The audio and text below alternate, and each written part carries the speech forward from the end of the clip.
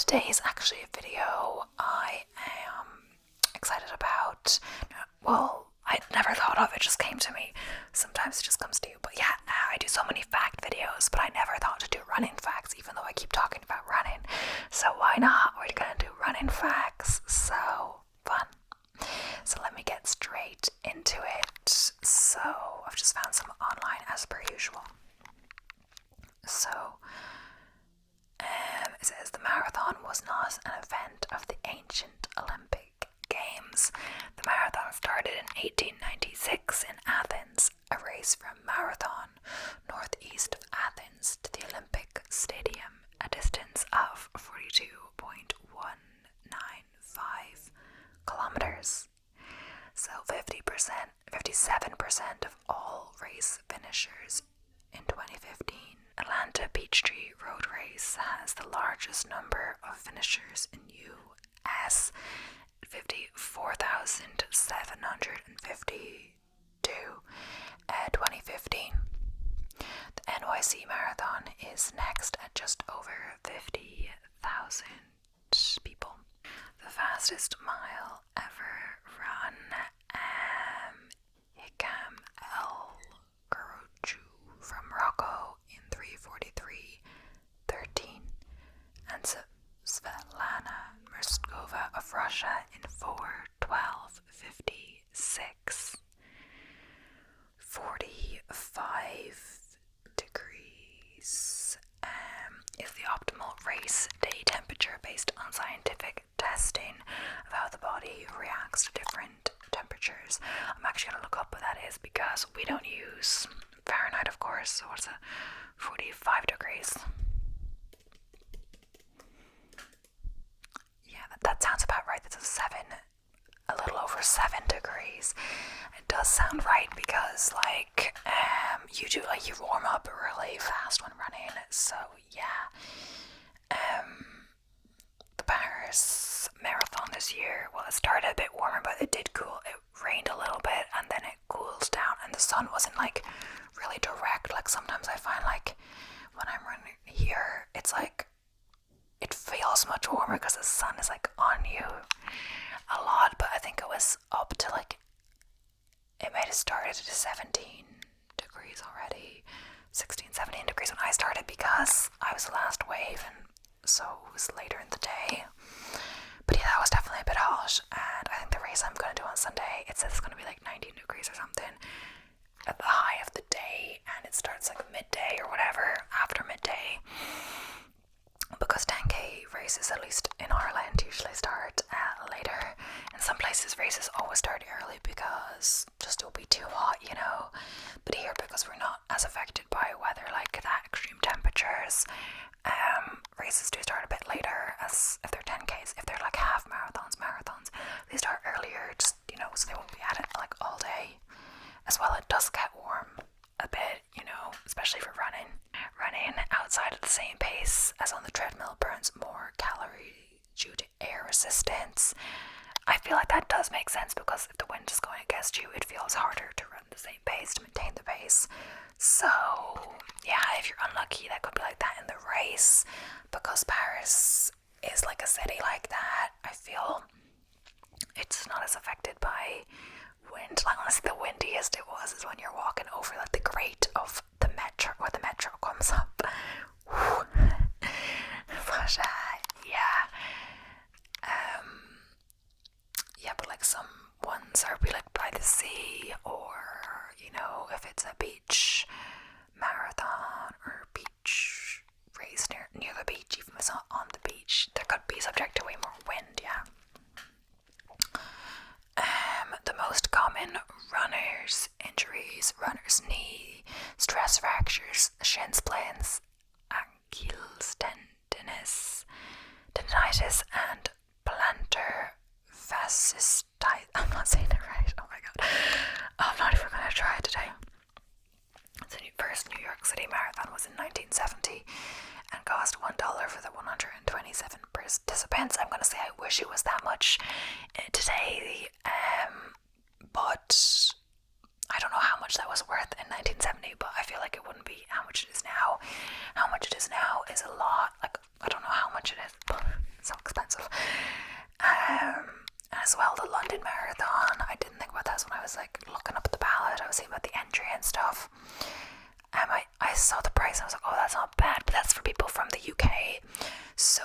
actually make it more expensive for international participants, and that includes people from Ireland as well, because you'd have to fly there. Well, you don't have to fly there, you could get the boat, but still you have to do some kind of transport like that. And they're trying to, like, I guess, make it it's kind of making less enticing for international people to enter, to pay a tax on like air travel, kind of, in a way. But then again, like, it's kind of annoying, because why is it more expensive for international people? If anything, they're the ones that have to spend the most to get there, like plane cost, accommodation, all of that, depending if they have relatives or friends to stay with. But still, they're probably going to be spending the most when they're there, stuff like that. But either way, yeah, it will be interesting to do the different world majors. I think if anything, I'd probably do Berlin first. I was gonna say Berlin or London because they're the closest to get to, but I just think London, the lottery chance is so low, and Berlin, like, I might have some kind of chance to get in, you know, and like it's still relatively easy to get to if you're in Europe, you know, get a flight there, stuff like that. Your feet can produce up to a pint of sweat each day. Lovely knowledge, lovely knowledge. So Eric Allen and Patricia Deckhow studied 300,000 Chicago marathon finishers and found women are more likely to negative split than men due to running conservatively in the first half. That's interesting for sure.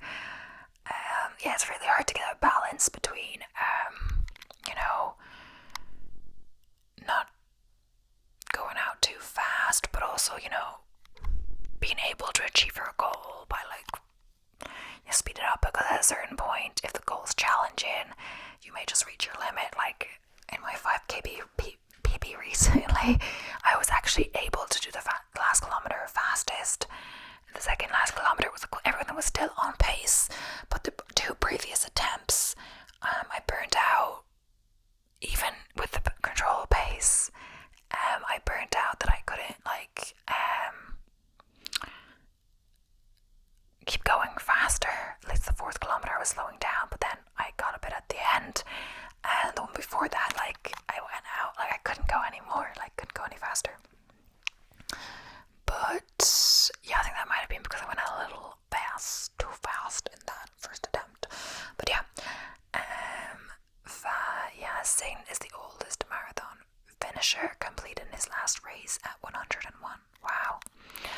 Orphan Budai-Sin had completed 48 marathons by age 5. I'm a little confused how that's possible, but yeah. The foot has 26 bones, 33 joints, and 112 ligaments. Your neighborhood cat can run faster than a human, but how long can they maintain that? Like, can they keep it up? Lactic acid makes breast milk taste sour, and I have no clue. That one's in bold for some reason, and I have no clue why. 3,100 miles, that's the distance of the longest certified road race, Sri Chinmoy.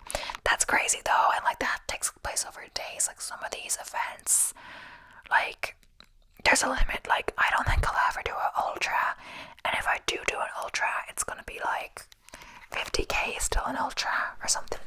Anything over the distance of a marathon, I believe, is an ultra. That's what I believe. Or it has to be 50k. I'm not sure. What is an ultra?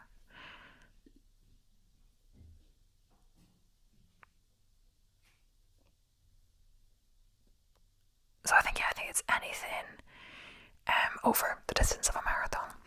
So I think it would be like close to 50k, or, you know, that's max, you know, because that's already getting annoying. Like, I don't think there's a need to like run any longer than that. Like, sure, you can if you want. I know, like, if you do ultras, you go slow and steady depending on how long they are. You walk, you know, stuff like that. It's for fun. Like, some of it's like trail running, etc. You know, because they're not gonna, like, I think it's mostly because you're not gonna close off a road for that long, you know, depending on how long the race lasts. It could be a few day race, it could be like a full 24 hours, I don't know. But yeah, apparently there's one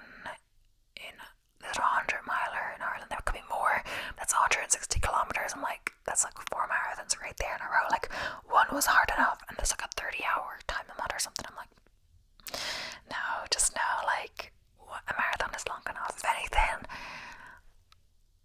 I think a half marathon is more of an ideal distance for me because it's on the stage that doesn't feel like too long.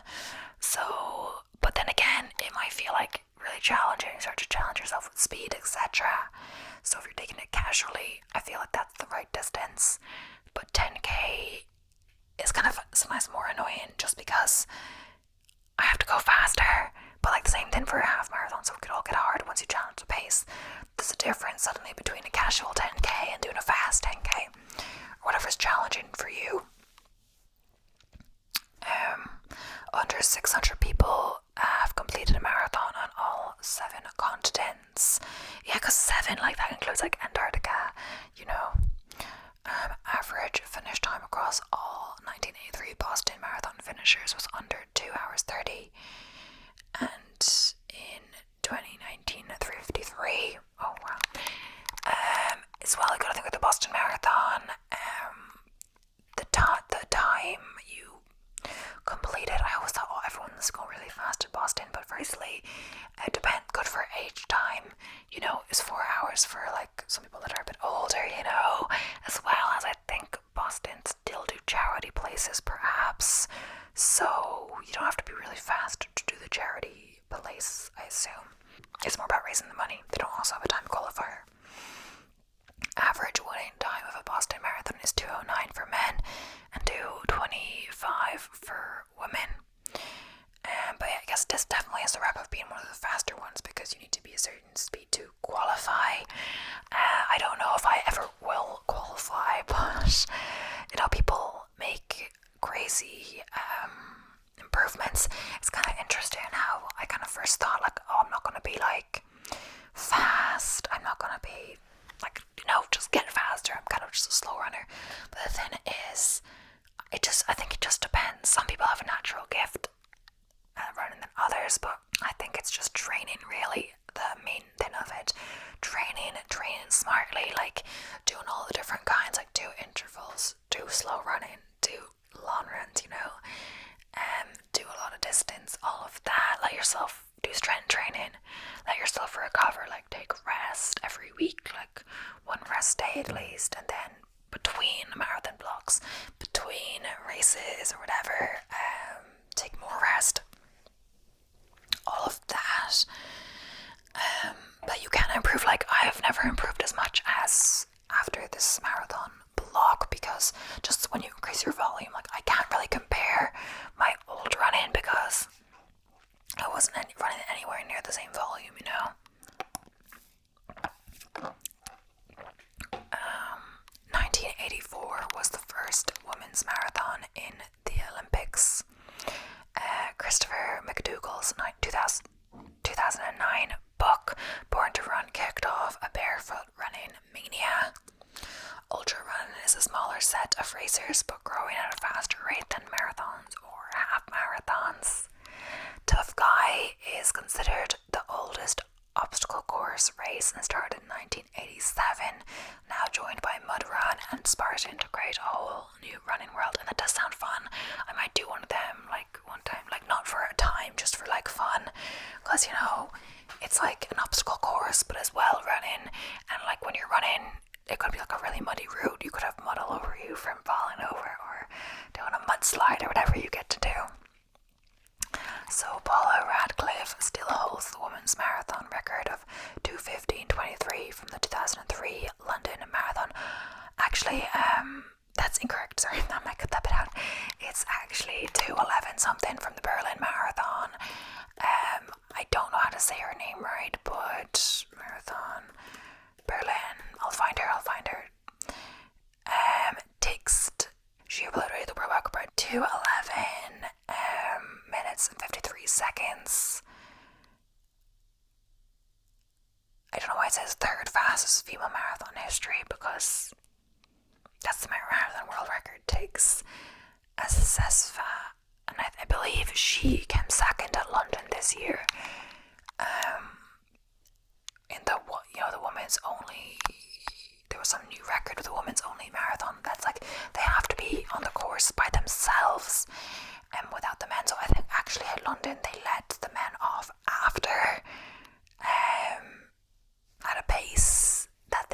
I guess, at a pace that the elite men won't catch up, like 20 minutes or something.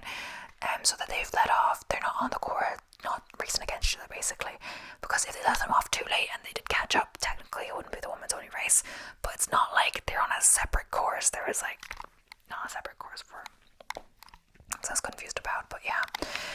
It takes 200 muscles to take a step when you run. Wow. Eliud Kipchoge holds both the official and unofficial fastest marathon times. Yeah. No, sorry. Official is rest in R.I.P. Kelvin Kipchum, whose one is like 2 hours, 34 or 35 seconds. Yeah, because this article's a bit out of date, because Kelvin Kipchum, I think it was just last year, 2023, yeah. And he had like his whole running career ahead of him, but sadly he died in a car crash, and his coach also died as well with him. And he's only 24, I believe. At the Berlin Olympics in 2018, he completed the marathon in 2 hours, 1 minute 39. So that's Kipchoge's record still, I believe. But Kelvin Kipchum got it in 2023. In October of 2019, Kipchoge broke the 2 hour barrier. Yeah, he did break the 2 hour barrier, but it didn't count as the official marathon time for various reasons. One being that for it to count as an official marathon time, it has to be done in an official race. Two, he had a whole group of like pacers, people were handing him water, and like in an official marathon then you have to get the water yourself from the table, or even your own bottles. Like Elite Field get their own bottle table, they have to get it for themselves from the table, no one can hand it to them. Like you get disqualified from a marathon if you're in the elite field for being like handed a bottle of water or like something like that. Yeah, it could be like anyone, I think, but like they only care if you're an elite, I guess. At this time, it's not to officially recognise the world record because it's not run under open marathon conditions and because it features a dense rotation of professional pace setters. So, Canadian athlete Corey Belmore set a new world record for the beer mile, completing 4 laps and downing 4 beers in 4 minutes and 28 seconds. We might have talked about this in our Weird Sports video, but oh well. In 2012, the New York City Marathon was forced to be cancelled after Hurricane Sandy ravaged much of the area and resources needed to be routed elsewhere. The New York City Marathon is considered the largest marathon with at least 50,000 finishers each year since 2013. Well, is it really I don't know what it means by largest now, because the most people, honestly, I'm gonna say Paris Marathon, or like Paris Liechtenstein Marathon, is honestly, I believe, one of the biggest by how many finishers, how many people enter, etc. And I have to say, after doing it, I'd recommend it. It does not feel like there's that many people. Like some marathons feel like there's too many people on the course, apparently off that, but because maybe they've got complaints in previous years, or maybe they've always done this, they have a wave system. This year compared to last year or a few years ago, the last people, I think it was last year, was like 10 past 10. The last wave is meant to start, and this year was like 10 past 11. So I think because there's so many people, they started even later. And even then, I didn't start till like 11:27 or whatever, 50 minutes after that, and there was loads of people behind me. So they're doing individual starts before the start line. So it really didn't feel too crowded. The only time it felt crowded was when there was spectators on like half the course, which kind of made it a bit too narrow, but like that's just the general public. That's nothing to do with the race per se. But yeah.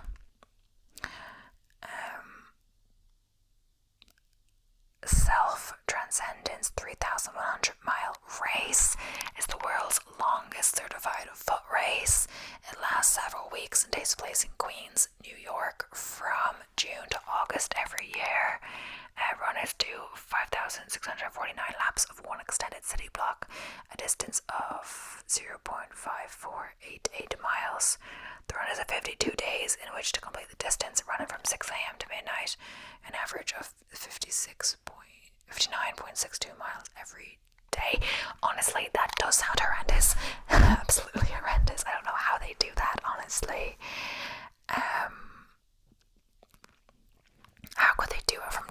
August, like, don't they have other things to do? Like, imagine, what, did they just live in New York and they just like go out, run their laps every day, finish, have some food, have a sleep, have a bath, and then keep going the next day? And what do they do? Have to track it all on a device, or do they have, I don't even know. An average of 15 billion activities per week are shared on Strava. Yeah, for whatever reason, Strava is such a big thing, but honestly, I just use the Connect app that's with the Garmin now, and yeah, it automatically syncs all the workouts from the app. I like that. Maybe you can link Strava with the watch, but I like that it's just kind of there. Like, I hated when I was using like Runkeeper and Map My Run. The most annoying kind of thing about them is that if you have the GPS on, it kind of really eats your battery life. When I was in Belfast, honestly, I was a little worried at one point that I was going to get lost because that my phone was going to power out, and I just got there that night, or that day. It was getting on the darker side, and I was like, oh no, if my phone powers out now, like, I won't be able to find my way back. Like, I'm using maps to get back, etc. So I turned off the run thing I was using, and then it was much better. But other than that, like, music doesn't eat your battery life like the GPS, like nothing does. Except maybe filament eats your battery life like crazy. So 104.3 calories are burned every mile when running at a 10-minute mile pace. When you run, the human heart creates enough pressure to square blood 30 feet. Wow. Running burns about 50% more calories than walking, and you can also get places, you know, I'd say my running pace is depending. If it's slow running or fast running, it's about like twice my, if I'm running like semi-fast, it's like twice my walking speed or so, maybe a little less, but if I'm running slow, then, you know, a bit different, you know. But yeah, so you get further and you burn twice the calories, so why not? I also go for walks. Runners can store roughly 2,000 calories worth of glycogen in their bodies, which is enough to fuel about 18 to 20 miles of running. I think that's why everyone talks about the wall in the marathon, because perhaps that's why, I'm not sure. Three surprising animals that are faster than the human being are a domestic rabbit, a cat, and a kangaroo. I saw a video on TikTok where it was like, the woman, I'm not sure if she was doing it on purpose for the video, but the woman like accidentally left the door open, and she was in someplace like Australia, you know, someplace there, and suddenly she was like, oh, what's gone in the door, and it's like some kind of Australian animal, like a kangaroo, or like a wallaby or something that's just like hopped along over, like, around behind your couch. And she's like, no fear, trying to get it out the door. She's like, come on. And I'm like, oh my god, I could not be that person. Imagine just like leaving your door open for like a minute or so, and a kangaroo hops in when you're like putting your shopping or something, you know. Three surprising animals that are slower than the human being are an elephant, a squirrel, and a domestic pig. I guess, I don't know, that's surprising. An elephant's really big. I'm not saying they're gonna be really slow, but like, I can understand why. A squirrel, like, I feel like they could definitely do a bit. A squirrel has actually like hopped on me. I swear, a squirrel like hopped up to me once, or on me, and I think we actually got food for it from the shop, and we were like feeding squirrels or something like that. And yeah, they like were going right up to us, yeah. And domestic pig, I don't know if it's that surprising, but yeah. So regular running improves bone density. Researchers at the University of Michigan found 12 to 20 minutes of running 3 times a week can increase bone mineral density. Over 1 billion pairs of running shoes are sold worldwide each year. The world record for running a half marathon backwards is 1 hour 40. That's impressive. Like, I can't do that running forwards, you know. By 2017, around 60 million people in the United States engaged in jogging, running, and trail running. Yeah, it's great that it's really becoming such a good thing to go running.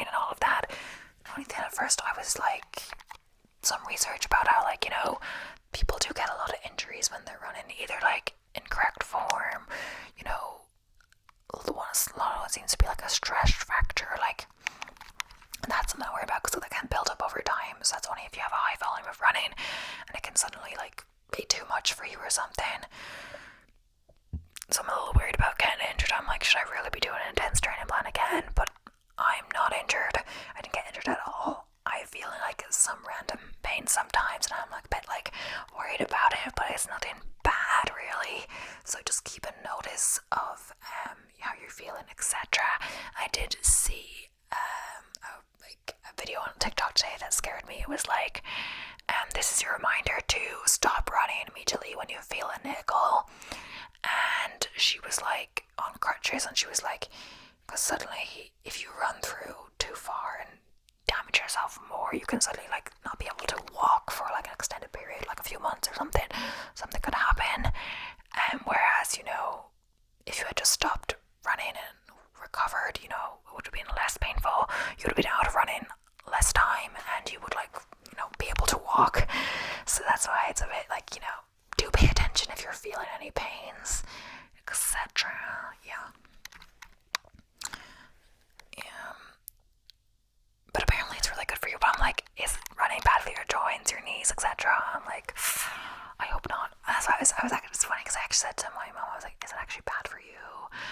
And I was like looking up some information online, because as I said, actually it's funny, I said, I want to know before I become addicted or obsessed, because I think I am now. So I was signed up for one marathon. I was like, I'll stop there, but now I keep signing up for races.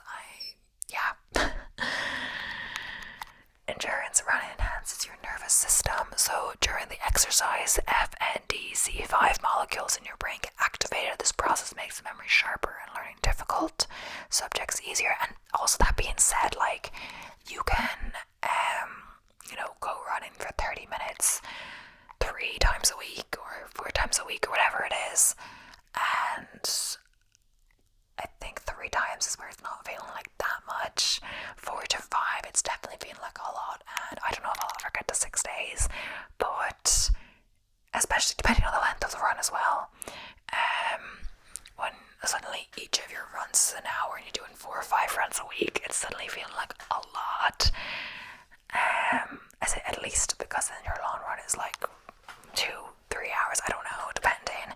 It's a lot of running, and you can still get benefits from running by running 3 times a week for 30 minutes, I believe. Like, I say, like health benefits, or like, you know, stuff like that. You probably won't become faster at the start, you will, but you'll probably plateau, I think. So that's why, like, if you really want improvements, you've got to keep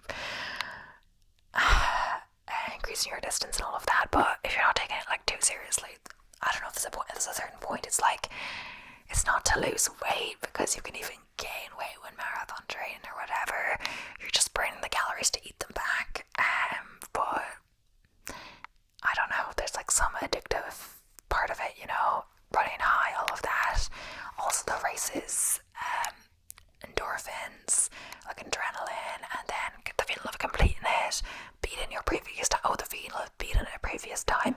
It's just really like good for your brain. It feels like, I think it's because by nature we're competitive, so it just fuels that side of the brain and wants you to keep going, you know.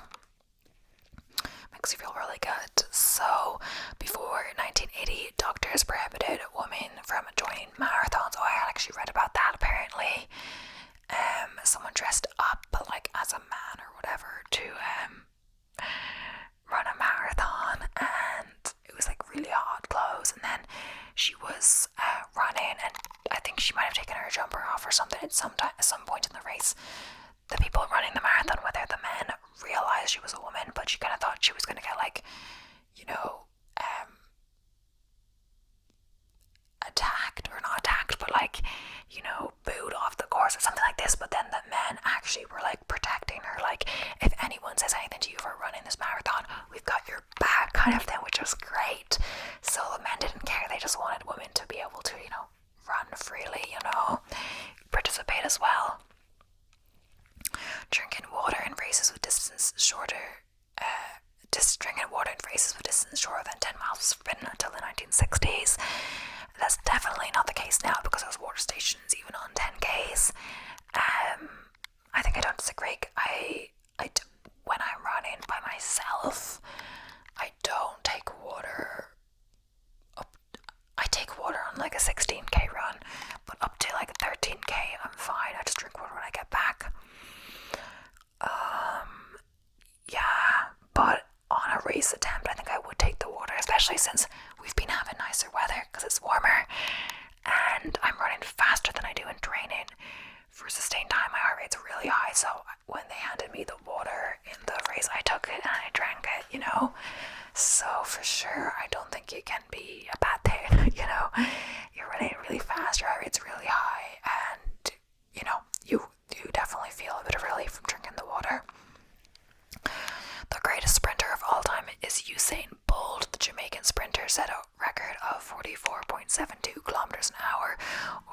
37.79 miles per hour in a 100-meter sprint. That's crazy.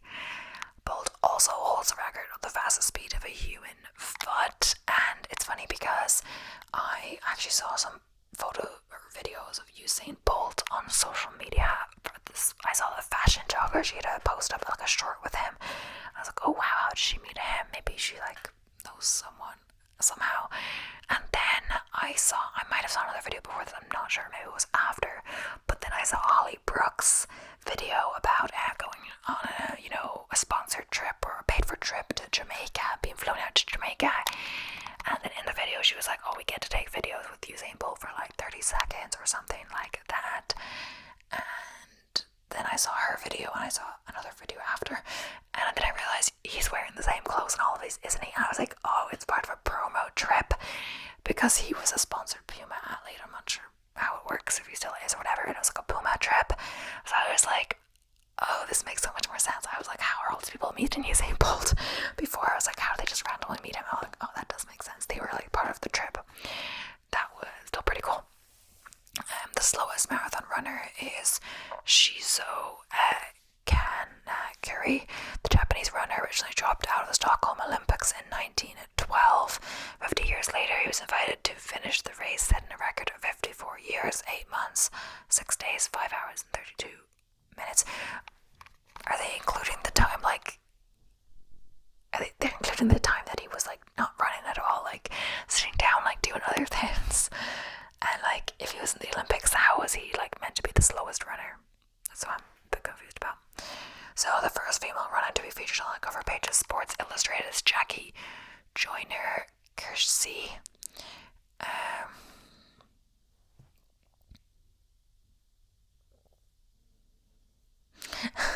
It's because we love a good funny fact. That's pavement runner for this made-up one that you all think might be true. This is a made-up fact, by the way.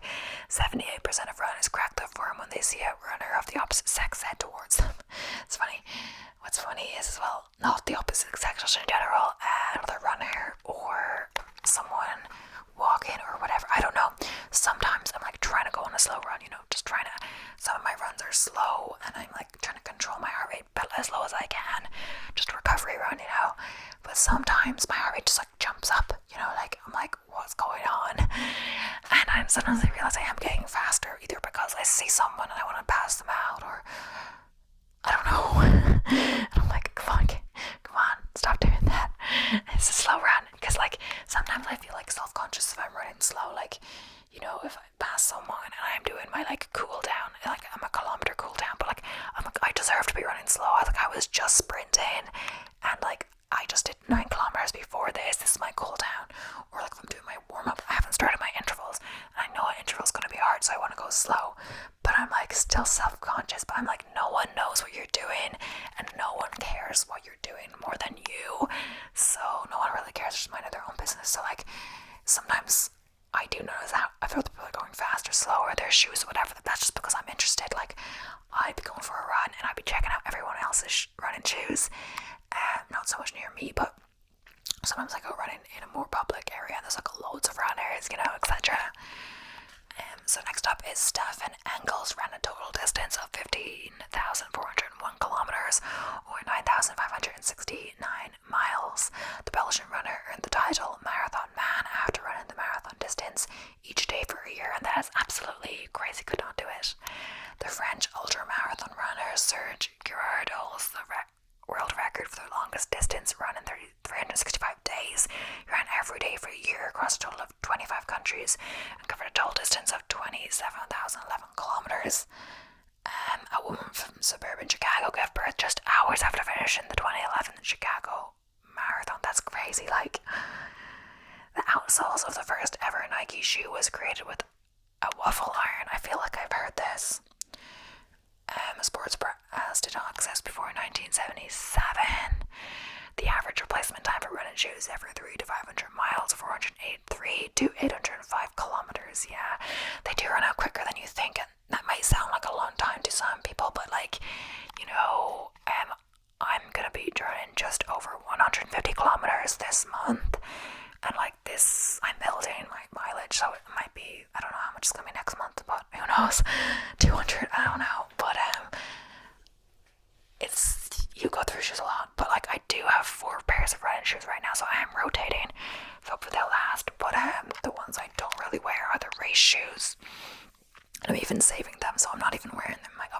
race.